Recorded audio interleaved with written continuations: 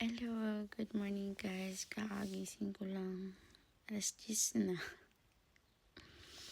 So, nag-iisip ako ano yung ulam. Ay, meron namang ulam for breakfast like pritong egg lang. Pero sa dinner tsaka sa lunch, ano kayang pwedeng maluto? Nag-iisip ako. Ang hirap kasi no, pag kahit nasa bahay ka lang yung nauubusan ka na ng gusto mong lutuin, nahihirapan ako mag-isip. Ano kayang pwedeng mailuto? Tingnan ko muna dun sa freezer namin sa likod. So, ang dami namin egg today kasi nag-deliver si Hannah. Thank you, Hannah, for the eggs. So, sa kanya kami bumibili kasi medyo lower price. Unlike sa Pack and Save. So, punta ako sa freezer. Ano pwedeng lutuin dito? Nga pala sa Monday, gising maaga na ako kasi back to school na si Kuya. February 2. So, meron naman akong ito. I-marinate ko to, then i-oven natin para maiba naman. So, kukunin ko muna ito. Ow! Then, babad natin sa water para lumambot. So, ito yung time ng manok. Yan o, tag 7. Tag 7 ng isa. Ang isa naman, 9.12.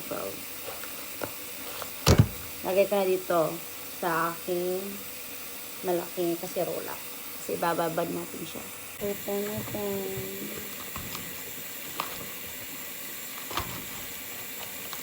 Oh, diba? Apat ang laman niya. Sa isang pakit. So, stop ko na kasi malalaki ito. Diba? Malaki.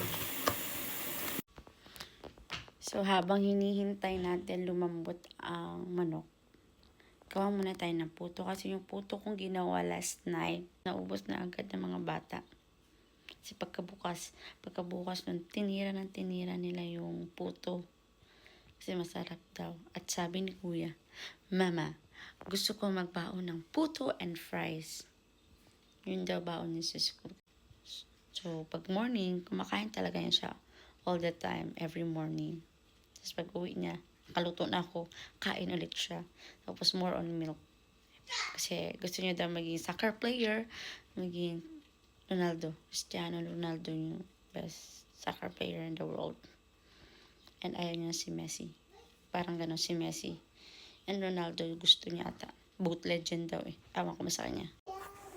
So, meron tayong itlog, harina. Pero minsan, kung walang itlog, nagagawan ko rin naman paraan para gumawa ng puto kahit walang itlog. So, ngayon meron na. At least, gawa na tayo na puto again. I have baking powder, sugar, salt, and then ito, butter. Ipaan sa natin. Ito si Dahlia, sabi niya, Mami, yung puto molder andun, Mami. Very good man kayong baby, oy. You help, Mami? Okay. Help, Mama. Sige, kuha pa more.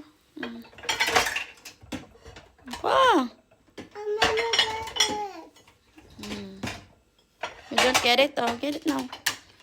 Dali. Measuring cup pa. Measuring cup. This, ano pa? Ito pa. Ito pa. Lagay mo dyan. Gamitin natin yan. So, maglagay tayo ng harina, baking powder, salt, sugar, mix natin, put some milk. So, ito na yung mixture sa puto. Kain muna ako and then mamaya lulutuin ko to. Magdadala din ako for church. Sa church ba kasi meron doon kain-kain, salo-salo after namin mag-service. So, ito na yung puto ko. Dalhin ko na ito sa church. Wala lang cheese kasi naubusan na ako ng cheese.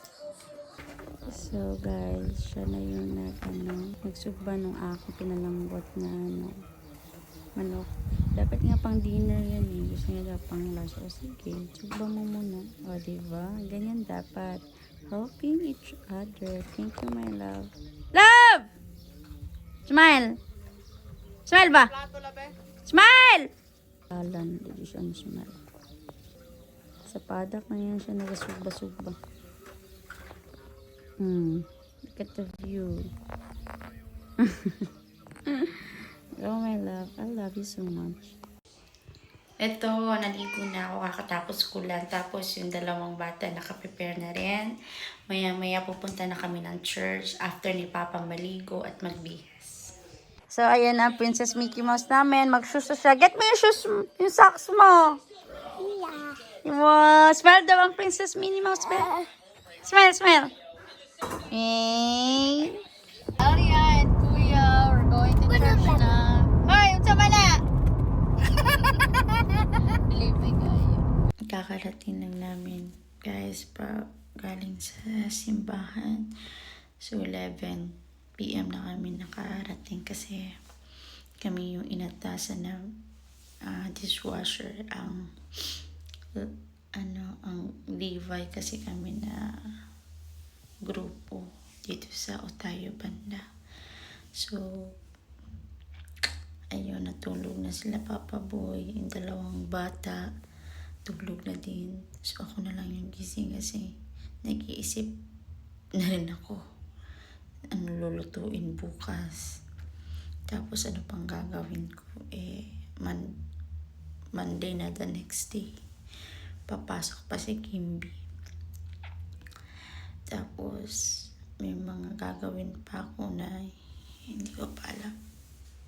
Maglilisting muna ako ng mga gagawin ko para hindi ko nakakalimutan kasi simula nung na-CS ako, medyo makakalimutin ako. So, sa notes ko, ang dami ko talaga mga notes sa cellphone para hindi ko nalilimutan yung dapat gawin. So, good night everyone and have a good sleep, sweet dreams, and thank you sa panonood. God bless you all.